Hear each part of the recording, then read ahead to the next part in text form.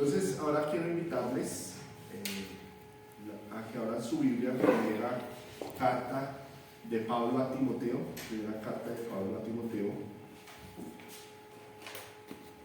el capítulo 4, versículo 7. Versículo 7 y 8.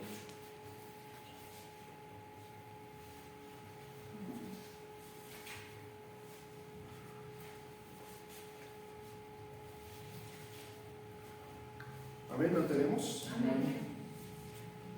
Dice la palabra de Dios en nombre del Padre, del Hijo y del Espíritu Santo. Desecha las fábulas profanas y de viejas y ejercítate para la piedad, porque el ejercicio corporal para poco es provechoso, pero la piedad para todo aprovecha, pues tiene promesa de esta vida presente y de la venidera. Amén. Oramos al Señor. Padre, en el nombre de Jesús te damos gracias porque tú has sido fiel, porque tú has sido bueno, Señor. Gracias, Señor, porque tú nos sustentas, nos fortaleces, nos llenas, Señor, con tu presencia. Gracias por este culto de semana que tú nos permites, Señor, estar en este lugar.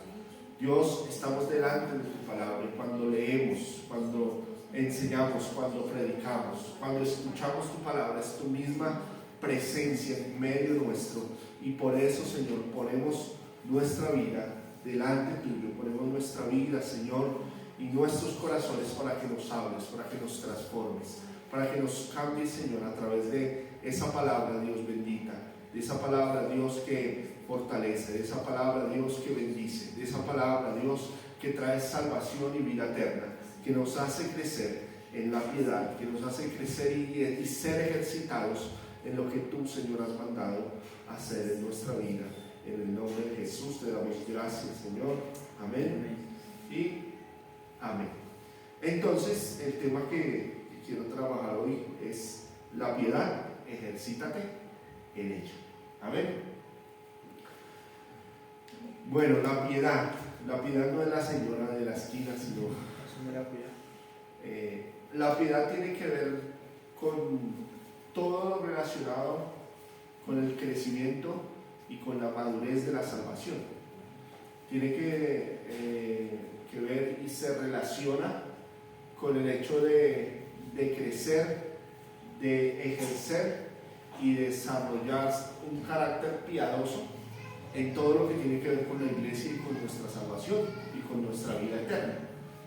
Eso es la piedad, ¿sí? En cuanto a estos términos bíblicos. Entonces se abre el tema con esta propuesta que dice Pablo a Timoteo, y dice: desecha las fábulas profanas y de viejas. Hay un problema bien complicado, bien difícil en el tiempo de Timoteo, que era el pastor de la iglesia en Éfeso, y siendo el pastor de la iglesia en Éfeso, tanto Timoteo como Tito, que estaba en Creta, ellos dos afrontaron el hecho de que había falsos maestros dentro de la iglesia y que estaban enseñando ciertas fábulas profanas. Entre esas cosas que estaban enseñando era que tenían que abstener de casarse, que el matrimonio no era bueno, que el matrimonio era malo, que tenían que abstenerse de alimentos, y entre otras cosas que empezaron a distorsionar un poco la iglesia, empezaron a dividir la iglesia.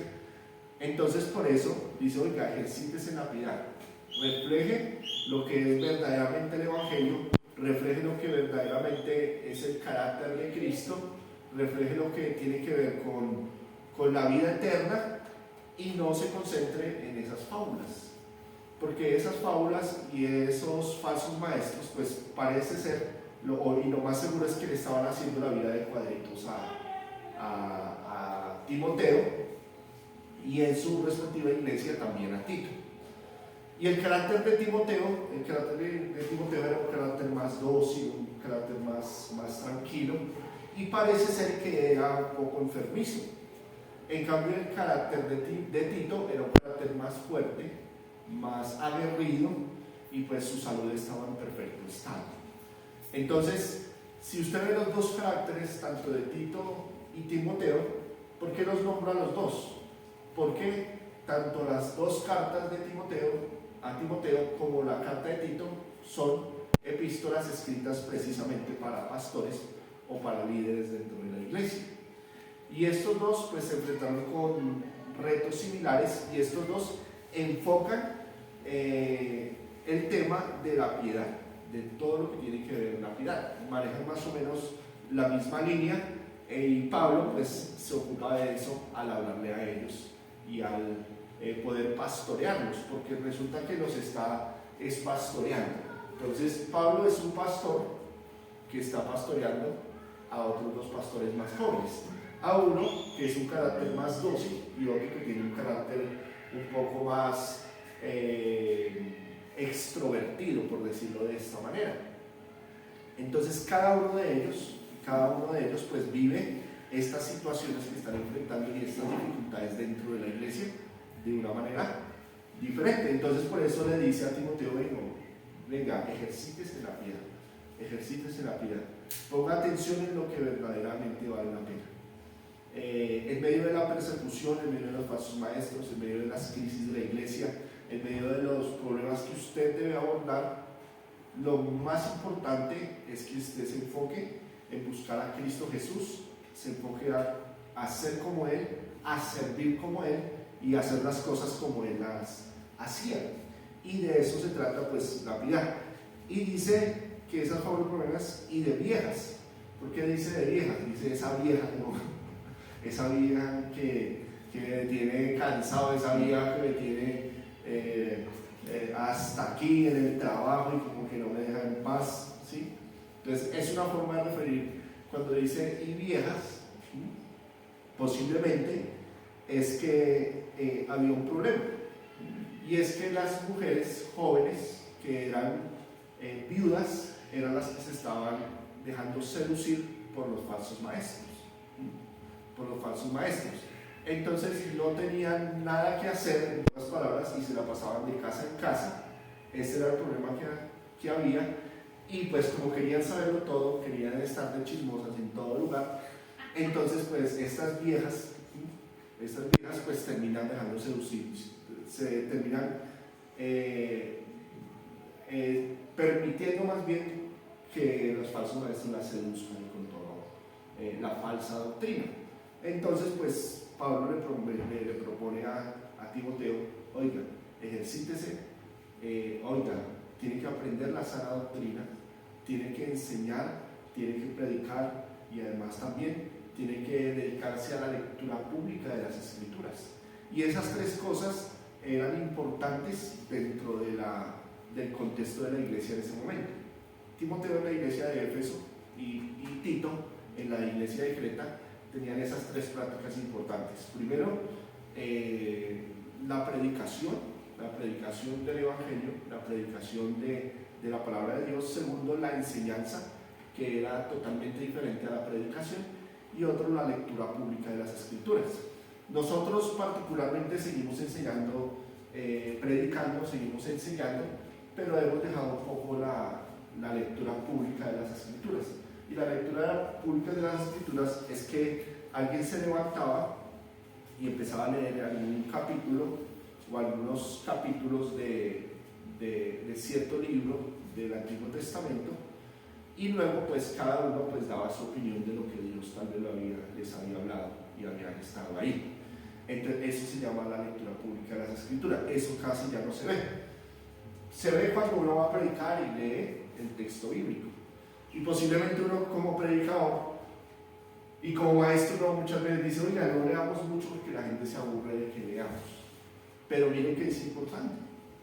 Tanto es así que en Romanos, cuando dice Pablo que la palabra que la fe viene por el oír, y el oír viene por la palabra, ¿sí? Entonces lo que está tratando de decir es que se refería a esa lectura pública de las Escrituras, que todos se reunían y empezaban a leer en voz alta.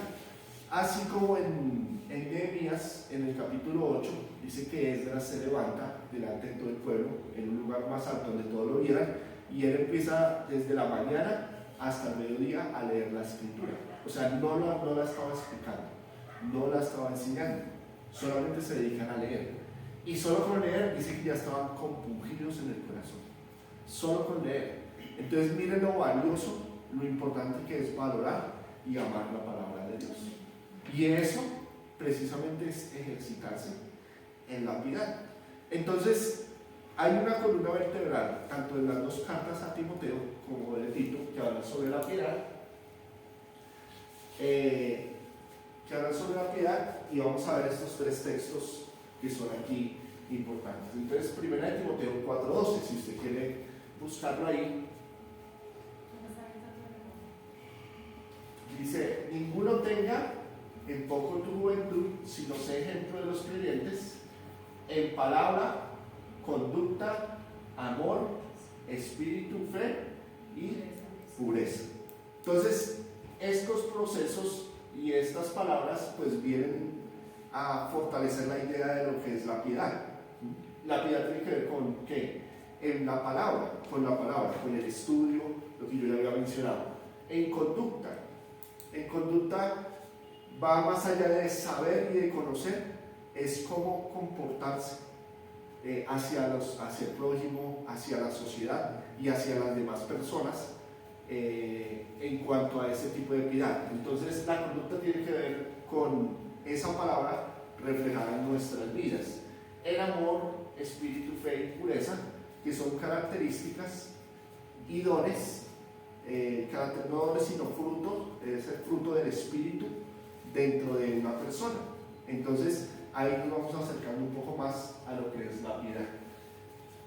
Segunda de Timoteo 2:15, segunda carta de Timoteo 2:15 dice: procura con diligencia presentarte a Dios como aprobado. Entonces lo que tiene que decir aquí Pablo es que todo obrero, todo pastor, todo líder, todo ministro necesita que diligentemente presentarse a Dios que aprobado.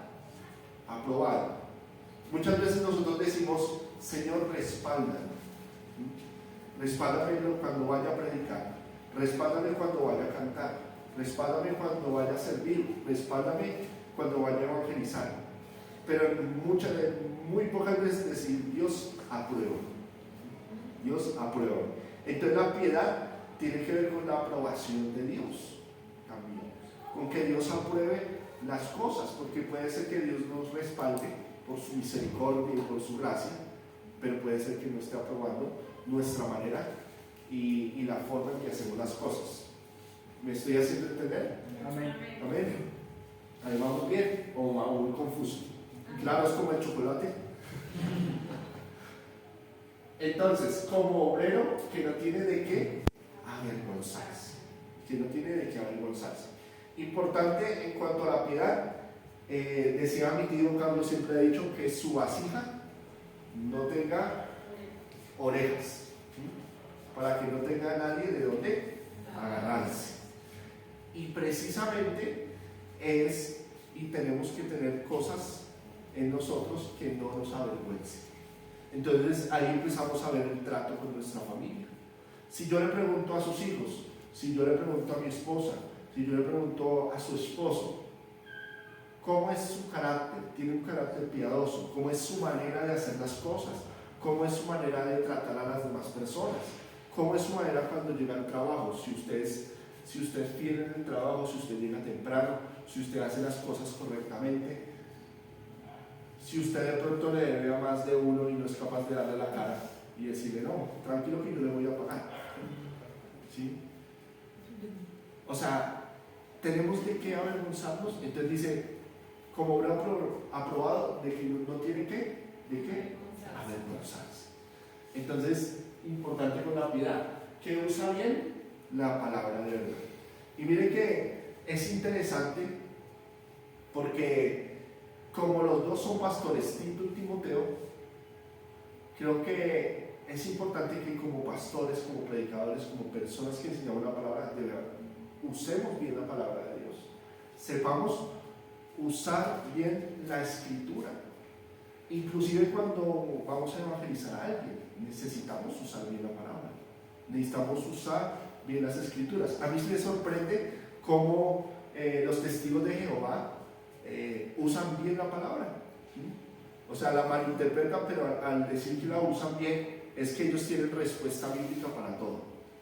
Ustedes se le meten porque los mandamientos y dicen, no, mire, aquí dice esto. Así hagan versículos aparte, dicen, mire, aquí tiene esto. No, que tal cosa, mire, aquí dice, y le dan la escritura ahí, aquí dice tal cosa. No, que es que tal, que no sé qué, que no sé cuántas, miren, aquí está. Entonces saben y son expertos en manejar la palabra. Pero ese manejar la palabra tiene que ser integral, porque bueno saberla, bueno saber cómo podemos responder a diferentes argumentos y a diferentes cosas de la vida desde la palabra, pero también usarla bien tiene que ver con que con buena interpretación, con buena exposición de la palabra de Dios. Entonces tiene que ver con eso. Y la piedad tiene que ver con qué? Con que no seamos neófitos.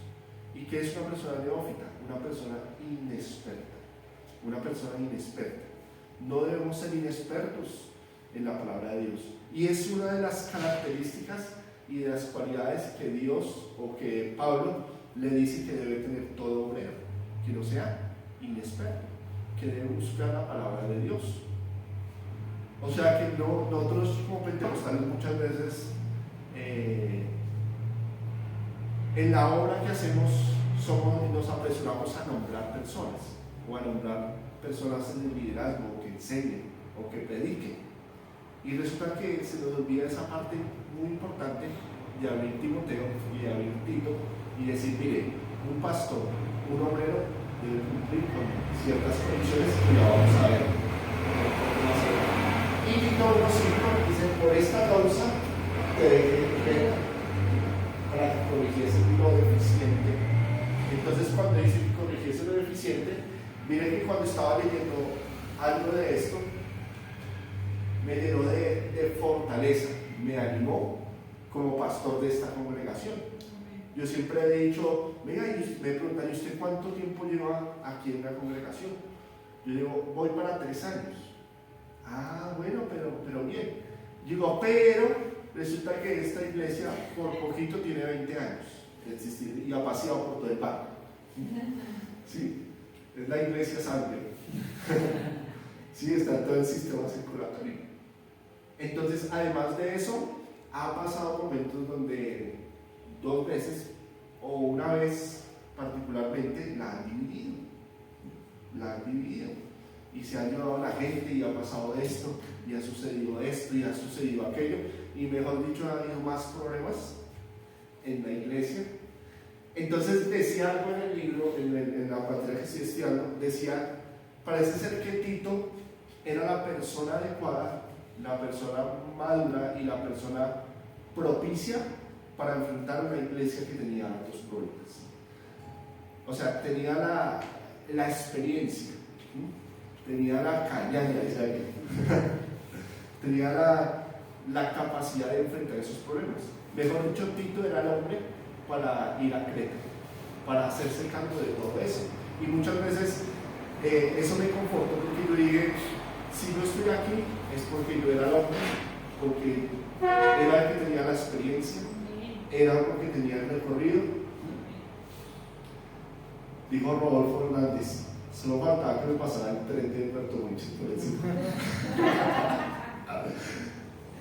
Bueno, entonces, por esta causa te dejé en Creta para que corrigiese lo deficiente.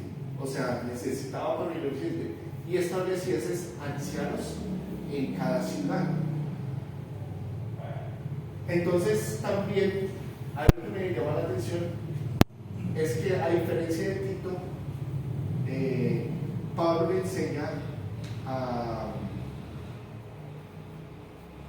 Tito, a diferencia de Timoteo, perdón, le enseña a Tito que tiene que establecer ancianos y empieza a enseñarle que tiene que trabajar con diferentes clases de personas en la iglesia, que tiene que establecer procesos con diferentes clases de personas, con ancianas, con jovencitas, con jóvenes, con ancianos tanto de edad como ancianos encargados también de las iglesias. Entonces parece ser que Tito es mucho más experimentado y tiene más recorrido que el mismo Timoteo. Entonces estos 3 versículos bíblicos se proponen como los versículos clave de cada una de las cartas. De cada una de las cartas. Y los 3 tienen que ver con lo que tiene que ser la piedad, una vida piadosa, como ministros, como pastores, en ese tipo de cosas. Listo, entonces hay 4 cosas que resumen esta piedad. Lo primero, y cada una de estas las menciona en las 3 cartas, las 2 de Timoteo y la carta hacia Tito. Entonces, estas 4 cosas son importantes para todo ministro, para todo líder, porque específicamente las cartas son hechas no para cualquier tipo de persona, sino para personas que son pastores, ministros, líderes en ese sentido. Lo primero, los maestros. Entonces, cuando se habla de maestros, el foco era falsos maestros, que se estaban levantando falsos maestros, tanto en Éfeso como en Creta. ¿Y ustedes qué creen? Que Pablo le dice a Timoteo y a Tito: no, deje así, no les ponga cuidado, no peleen, ore por ellos, solo ore por ellos nomás, y eso mirará a aquellos que hacen, y el Señor se va a encargar de sacar la cizaña y todo tranquilo. ¿Qué creen que pasó? Él le da consejos de cómo son los maestros, qué es lo que están enseñando y cómo debe combatirlos. Y una de las maneras que dice que debe combatirlos es a través de la predicación de la verdad. No enfatizar tanto en el error. Alguien dijo una vez: ¿cuál es la clave de una persona que es un banquero o es un cajero en un banco para saber qué billete está falso y cuál es verdadero? Saber las características tanto del verdadero, que ya sabe solo con mirarlo cuál está falso. ¿Cuál está falso? Entonces él dice: bueno, debe predicar la sana doctrina, debe predicar la verdad y debe preparar y enfocar a todo el pueblo de Dios a que conozca la verdad, para que conozca la sana doctrina, para que se ejercite en esa piedad. Y hay algo que me llamó la atención y hasta mediocre me sentí. Decía, muchas veces leímos la carta de los Romanos, y para nosotros la carta de los Romanos es una carta difícil de interpretar, difícil de entender, y que posiblemente muchas veces no queremos leer ciertos libros de la Biblia porque va a ser difícil interpretarlos. Pero algo que dice el autor del libro que estaba leyendo y del cual se saca la materia, es que lo más seguro es que Pablo escribió así porque ese era el nivel de cada uno de los creyentes que estaban en las iglesias. Ese era el nivel de doctrina en que estaban, que les escribió de manera tan sofisticada que entendían la manera sofisticada en que les enseñaba. Entonces uno dice: oiga, uno se siente mediocre porque muchas veces uno siente que necesita llegar a ser pastor, necesita llegar a ir al seminario bíblico para poder saber un montón de cosas. Entonces es importante estudiar la sana doctrina, leer, informarnos, y que la pregunta era: como pastor, ¿usted en la iglesia está predicando la sana doctrina? ¿Está predicando sobre la común salvación? ¿Está predicando sobre esa piedad para que la gente se fortalezca, para que la gente se vuelva robusta? Y uno empieza a pensar: oiga, ¿qué se le está dando a la iglesia? ¿Qué se está nutriendo o se está desnutriendo la iglesia? ¿Qué es lo que estamos enseñando? Entonces dice: combate a estos falsos maestros con la verdad, enseñando la verdad. Y describe cada uno de esos procesos. Por ejemplo, en el capítulo 1 dice: advertencia con los falsos maestros. Y entonces empieza a decir que debe combatirlos, claro, con amor, que debe saber qué tiene que hacer con ellos, cuáles son sus características, que definitivamente son rebeldes sin causa o con causa, que se oponen a la sana doctrina, entonces dice, bueno, estos evítelos y estos tienen que desechar, hacer que ellos se desechen y que se motiven a que se arrepientan. Y también dice que debe haber una llamada de atención. Si alguien está metido o está concurriendo en estas prácticas o en estas enseñanzas, entonces tiene que ver con los maestros. También la piedad tiene que ver con el ministerio, y tiene que ver con el llamado. ¿Cuáles son las características sobre ese llamado? El capítulo 3 de 1 Timoteo dice que hay unos requisitos para los obispos y unos requisitos para los diáconos, que son diferentes. Obispos se dedican a la oración, a la enseñanza y a la predicación de la palabra. Esa es la tarea fundamental de todo pastor. Los diáconos se dedican más a funciones administrativas. Y yo recuerdo que una vez la hermana Iria me llamó la atención y le dijo a mi esposa: es que el pastor no tiene que programarse para estar vendiendo allá en la cooperativa. ¿Quién dijo que es papel del pastor estar allá haciendo cooperativa? No, el pastor tiene que estar enfocado en lo que está, ¿sí? Estar atendiendo a la gente y estar predicando y no estar pensando que tiene que ser la cooperativa. El pastor no está. Entonces yo leía y yo decía: oiga, la hermana Iria tenía razón. La hermana Iria no ha leído este libro, pero sí que tiene sabiduría. Sí que tiene esa sabiduría en ese sentido. Y podemos encontrar, y en este caminar como pastor me he dado cuenta que muchas veces uno como pastor termina haciendo cosas que no debe hacer y por eso no se enfoca a lo que tiene que enfocarse. Por eso no tiene el tiempo de calidad para poder estudiar la palabra, para poder estudiar las escrituras, para poder enseñar, para poder estar orando por la grey, por las ovejas. Entonces la diferencia, y los diáconos sí están para otras funciones totalmente diferentes. Otra cosa que dice Tito en cuanto al ministerio es en el capítulo 1 y el capítulo 2.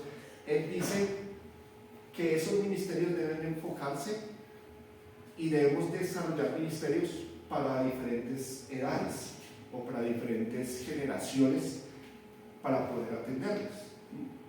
Porque tanto Timoteo como Tito habla de viudas, habla de jóvenes, de ancianos, de huérfanos, y que cada uno de esos pues debe ser atendido. Por ejemplo, habla sobre las viudas, que hay unas viudas que son ancianas y que hay otras viudas que son jóvenes. Entonces a las viudas jóvenes les dice que por favor, que les ruega que se vuelvan a casar, que no estén por ahí andando, deambulando, porque necesitan un sustento. Obviamente en ese tiempo no existía la mujer empoderada, que la culpa no era mía, que cómo estaba y cómo vestía. No existía, sino más bien la mujer dependía mucho de que el esposo le sustentara, ¿no? Todavía pasa, ¿no? Pero ya poco pasa el tiempo y ya es muy poco eso, ¿sí? Porque las mujeres pues dicen: yo no necesito de un hombre para poder subsistir sola, yo puedo sola, ¿sí? Y gloria a Dios, amén y aleluya. Pero en ese tiempo resulta que dependían de que un hombre les sustentara. Entonces dice: bueno, vuélvanse a casar, ¿sí? Porque ustedes no pueden estar viviendo del ingreso solidario. Sí, sí, queda Poncio Pilato, ¿no? Sí. Sí. En unas palabras, Pablo, entre líneas, termina diciendo que debe haber una lista de vidas y unas características para que las viudas puedan ser ayudadas por la iglesia. Y eso es otra cosa. Había un ministerio que la iglesia se dedicaba a sostener las viudas mayores de 60 años. Y hemos olvidado hacer eso. Hemos olvidado hacer eso, a mantener a las ancianas o a los ancianos de la iglesia, a sustentarlos. Dice que los ancianos que sirven en la iglesia, ya hablando no de edad, sino de personas o pastores, deben recibir, de personas que ejercen el ministerio, deben recibir doble honor. ¿Y qué significa doble honor? O sea, doble honorario. Que lo ideal es que la iglesia, a un anciano de la iglesia que trabaja, que sirve, debe pagarle el doble de lo que se le paga a un pastor joven. A un pastor que está comenzando, que es inexperto. Al pastor experimentado hay que pagarle mucho más. Y muchas veces decimos, pero ¿por qué nada más el pastor general? Porque que el pastor asociado y todo ese tipo de cosas. ¿Sabe por qué? Porque es bíblico. Es bíblico. Y uno empieza a abrir un poco la mente a este tipo de cosas. Y muchas veces uno no dice cosas por ser políticamente correcto. Pero ahí decía, no tema decir las cosas. ¿Por qué? Porque así se ponga bravo, el que se ponga bravo, usted debe ser valiente y debe ser esforzado. Tiene que estar. Y debe sanar, porque la sana doctrina sana. Entonces dice, bueno, y hay una serie de asuntos con los jóvenes, que por ejemplo las ancianas, que son experimentadas, sabias, que han estado en la congregación, deben tomar el ministerio de consejería para las mujeres jóvenes. Porque estas mujeres jóvenes muchas veces al casarse, o sobre todo al criar los hijos, no saben cómo. Se estresan, se desesperan. Pero hay mujeres ancianas que han pasado todo ese tiempo y es posible que le puedan enseñar desde su experiencia. Dice que estas mujeres ancianas eran también consideradas como para doble honor, por decirlo de esta manera, y que estas mujeres ancianas también eran mujeres que intercedían, que eran intercesoras, y que tenían un buen nombre y una buena reputación dentro de la iglesia.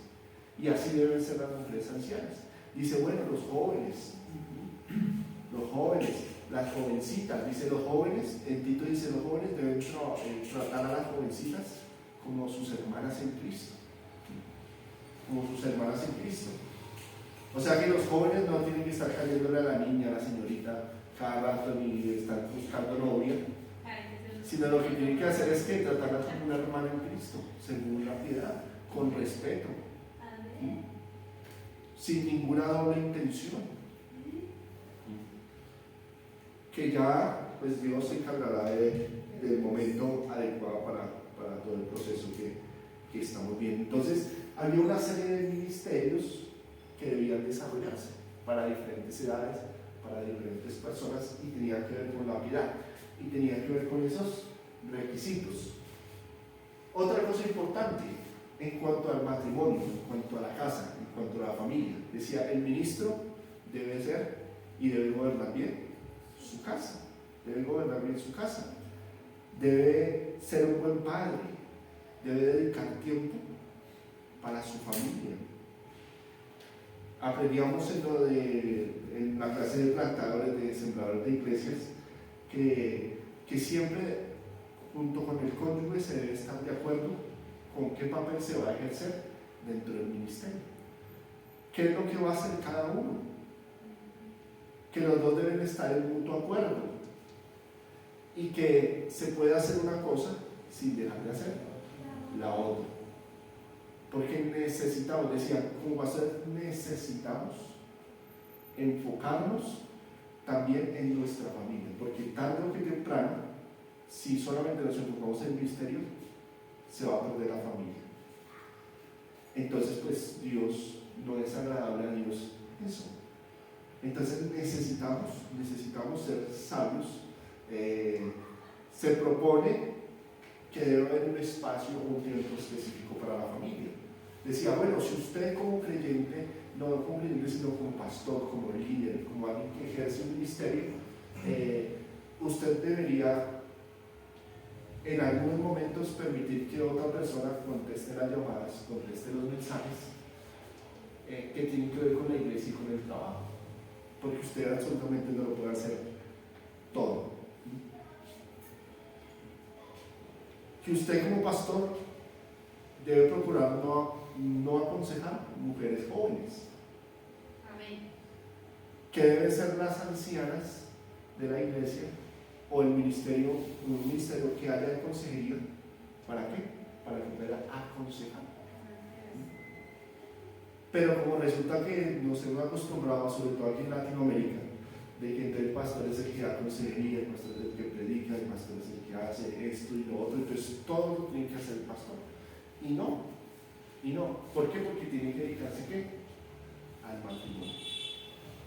Los hijos deben tener una buena imagen, una buena reputación. La esposa. Y la piedad tiene que ver con eso, con que lo que se refleja en la iglesia también se refleje en el hogar, se refleje en la casa, que también el matrimonio, si la joven es, o más bien si el matrimonio es joven, esa joven pues debe pedir consejo a una mujer experimentada que la pueda guiar, que la pueda inquitar. Bueno, es normal que pase esto, es normal que suceda esto, inclusive hasta en cosas muy íntimas, porque un matrimonio recién casados hay cosas que no saben, hay cosas que no conocen, hay cosas que ni se imaginan, ¿no? Que va a pasar, que va a suceder, ¿no? O que no era como imaginaban. O que no era como imaginaban. Entonces, uno muchas veces dice, es que a mí no me enseñaron a ser mamá, no me enseñaron a ser papá, es que a mí no me enseñaron a ser esposo, a ser esposa, pero miren que en la iglesia tenemos todo un proceso y todo un organismo dispuesto a enseñarnos eso. ¿Sí? Y claro, en medio del matrimonio, en medio del ministerio vamos a vivir momentos que de pronto va a ser difíciles a pesar de que nos enseñaron, pero va a ser más llevadero sabiendo de que estuvimos preparándonos para ese momento, que no cometimos los mismos errores del pasado. Yo puedo decir particularmente que el hecho de todo lo que he aprendido, lo que he estudiado, lo que he aprendido en mi vida cristiana desde los 16 años, ya 20 años en el Evangelio, eso me ha servido y me ha formado ¿para qué? Para tener un matrimonio más llevadero, un ministerio más llevadero, con problemas, con dificultades, con cosas que pueden suceder, que pueden pasar, pero eso yo no llegué al matrimonio con las manos atadas, como con nada, ¿sí? Con las manos atrás y como que, ¿y ahora qué? No, ya llegamos con ¿qué? Con una experiencia. Llegamos con un montón de cosas y de trastes de herencia de familia quitada de por medio de nuestras vidas. Sí, solo con decirle que yo soy el primero de mi familia, que va a tener hijos dentro del Evangelio, si es que los tengo. Toco madera para el momento. ¿Sí? Pero eso es una bendición. Es una bendición. De mis hermanos voy a ser el primero, o fui el primero, de no irme a vivir porque listo, vámonos, estoy cansado de la casa, vámonos, me conseguí una esposa, un esposo, y me fui y vamos a vivir y nos rejuntamos. No nos fuimos a vivir hasta que estuvimos casados. Entonces, esas cosas van cambiando y la iglesia está dispuesta a prepararnos para eso. Entonces, como ministros, como pastores, como líderes, necesitamos estar enfocados y poner atención al matrimonio, y eso es lo que dice Timoteo y Tito en cuanto a este proceso. Y cuarto, el mundo. Y cuando digo el mundo, me refiero a la sociedad, a las personas de fuera. Entonces, tanto Timoteo, en la primera carta a Timoteo, en el capítulo 2, como en Tito, en el capítulo,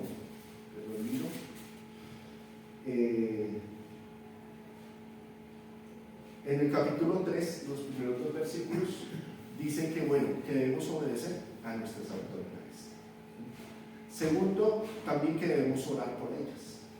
Que debemos orar por ellas para que podamos vivir quieta y reposadamente. Que tenemos que entender el verdadero significado de la autoridad. Que además de eso, somos llamados a servir a este mundo, a la sociedad, a la comunidad. Y que la gente va a ver esas obras, y esas obras pues van a traer luz a aquellos que están en la oscuridad. Y John Stott, y también en esto de la materia que estaba viendo, dicen algo interesante: que si hay oscuridad y que si hay una carne putrefacta, maloliente en el mundo, en parte es por culpa de la iglesia. ¿Saben por qué? Porque si somos la luz del mundo y tenemos al que es la luz, que es Cristo, entonces si hay tinieblas es porque no hemos hecho alumbrar esa luz como debería ser, porque nos hemos encerrado, porque hemos estado aquí y no hemos salido al mundo, a la sociedad, a transformar la sociedad con la predicación del Evangelio y con el servicio que el Señor nos da. Y también dice la Biblia que somos la sal de la tierra, y la sal funcionaba ahora se me olvidó, para preservar, gracias, para preservar. Entonces la sal se aplicaba para que la carne no se pudriera, para que la carne no se dañara. Entonces, si hay una carne maloliente en el mundo, en parte somos la sal de la tierra y no la estamos usando. ¿Sí? Alguien predicó el domingo los más salados, tenemos que ser los más salados. ¿Sí? Y para nosotros la sal es mala, o sea, en nuestro contexto es mala, ¿no? Que le decían poca lucha por ahí una novela, ¿no? Y era poca lucha porque era más salado y que le iba mal, pero la Biblia, el contexto de la Biblia es que la sal hace que da sabor, la sal preserva, la sal da vida. Entonces, en cuanto a lo que tiene que ver con el mundo, como pastores, tenemos que estar ahí conectados, tenemos que estar ahí siendo luz, tenemos que enseñar a la congregación que tiene que ir a predicar el Evangelio, que tiene que ir a predicar la común salvación. Entonces, todo esto de la piedad, todos estos 4 tienen que ver también con la salvación, con la obra del Señor, con lo que el Señor ha hecho en las vidas, en los corazones de nosotros, pero que necesita que se haga en las demás personas. Y otra cosa importante de la piedad es que va a venir persecución, dificultad en medio del ministerio, en medio de la vida de piedad. Va a venir dificultad, problemas. Pero Pablo le dice a Tito que primero mire cómo él ha sufrido. O sea, usted de pronto, para motivar a alguien, usted de pronto le enviaría, ¿no?, como los sufrimientos y las cosas dolorosas y las cosas duras. Pero no, Pablo usa el sufrimiento que ha vivido y su experiencia para darle fortaleza ¿a quién? A Tito y a Timoteo. Digo fresco, que es que lo que va a pasar, hasta cosas peores. Entonces está empezando apenas. Pero entonces, en vez de negárselo, en vez de esconderlo, más bien lo dice abiertamente. Y no podemos esconderle a la gente de que por la causa de Cristo y por causa de la piedad puede sufrir, puede ser rechazado. Por causa de la fe puede ser hecho a un lado. Y nos ha pasado, nos ha sucedido, sobre todo cuando nos recién convertimos, ¿no? Entonces es importante, y Pablo dice, mire, espere en Dios, en el plan de Dios. El poder de Dios lo va a sostener. Y definitivamente, hermanos, el poder de Dios nos va a sostener. Amén. Si vivimos una vida piadosa. Amén. ¿Me estoy haciendo entender? Amén. Terminamos con esta conclusión y dice, pongamos la piedad en ropas de trabajo. Beren Kinder. Este hombre, que es un escritor también teólogo, dice que el resumen del libro de los Proverbios, porque ahí lo conectan al libro de los Proverbios, es poner la piedad en ropas de trabajo. Y cuando se dice que ropas de trabajo, ¿qué tiene que, o cómo podemos asociar cuando usted se pone la ropa de trabajo? ¿Qué significa que usted se pone la ropa de trabajo? Que está preparado, que va a trabajar, que va a sudar la ropa, que no se va a detener, que va a pelear la buena batalla, decía Pablo. Dice, he peleado la buena batalla. Que va a motivar a otros para que peleen la buena batalla. Bueno, vamos a trabajar. Y como creyentes, como pastores, como ministros, necesitamos poner la ropa de trabajo. Y la ropa de trabajo es que vamos a ir a la acción. Que la piedad no es solamente todo esto que les conté hoy, este resumen que les conté hoy de lo que es la piedad y lo que hablan las cartas de Pablo a Timoteo y a Tito, sino que debe haber una piedad práctica que tenemos que ir a hacer, que tenemos que ponernos y poner la mano en el considere, decía mi mamá, y decir, oiga, necesitamos ser ejemplo, necesitamos estar en acción, necesitamos ponernos la ropa de trabajo. Mis hermanos, pongámonos la ropa de trabajo. Algún día cuando me bauticé, siempre decían, bueno, cuando usted termine de bautizarse, va a decir unas palabras, va a inspirar unas palabras. Ahora lo que se hace es que les damos un papelito y que escriba unas palabras y el que está dirigiendo las lee. Pero antes, pues uno salía de la piscina y tenía que algo que decir. Entonces, cuando me bautizaron, yo salí y dijo, yo prometo delante de Cristo y de estos testigos que voy a ser un pastor y un conferencista internacional. Y todos, bravo, parecía este muchacho, se me encuentro, este muchacho, ¿sí? Y resulta que en ese encuentro, ¿sabe que al final, en momentos me sentí frustrado porque no hablé en lenguas, no me caí, me eché babasa por la boca? ¿Sí? O sea, no sentí así como cosas extraordinarias, ¿sí? Y yo veía que otros hablaban lenguas, se caían, otros danzaban, y yo no, yo ahí arrodillado orando a Dios. Pero recuerdo tanto que no solo esa vez, sino muchas veces le decía a Dios, úsame, Señor, yo te quiero servir. Hasta que llegara a la conclusión de que quería ser un pastor y conferencista internacional. Y hace 10 años, cuando prediqué una primera vez en una iglesia en El Salvador, Dios me trajo eso a la memoria y yo dije, oiga, mire, aquí se está cumpliendo esto de que me vuelvo pastor y conferencista internacional. A ver, pastor, Dios ha permitido que lo sea porque se ha reconocido el ministerio por mis autoridades. Conferencista, me la vas a conferenciar en la panadería de Dios. No, conferencista porque me gusta enseñar a la gente. ¿Sí? Y la gente lo reconoce y reconoce mucha gente ese ministerio de ser maestro, de enseñar. E internacional, porque Dios me ha permitido ir a El Salvador, Nicaragua, estuve en Honduras, estoy en Puerto Rico, y después voy a Madrid, y después a Barcelona. El otro año a Venezuela. El otro año vamos a Venezuela.